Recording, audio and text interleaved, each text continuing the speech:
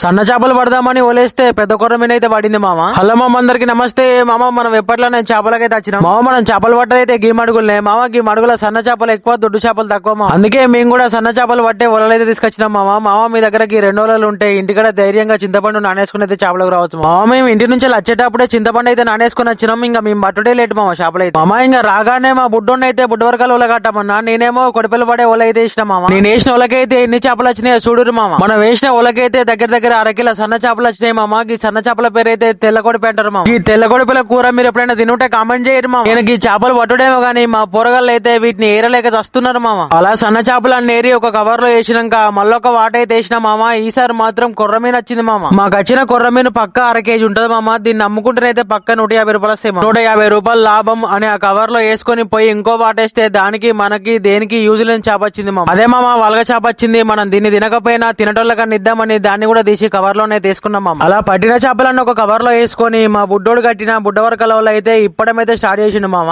మా బుడ్డోడు కట్టిన బుడ్డవరకల వల్ల కూడా చేపలు పడ్డాయి మామ. మీలో ఎంతమందికి బుడ్డవరకల కూర అంటే ఇష్టమో కామెంట్ చేయరు మామ. అలా మేము పట్టిన చేపలన్నీ తీసుకొని అయితే ఇంటికి అయితే వచ్చేసినాం మామ. మాకు పడ్డ చేపలు అయితే గివే మామ. వీడియో నస్తే లైక్ చేయరు. గిసొంటి వీడియోలు ఇంకా కావాలంటే సబ్స్క్రైబ్ చేసుకొని పోరు మామ. ఉంటా మరి బాయ్.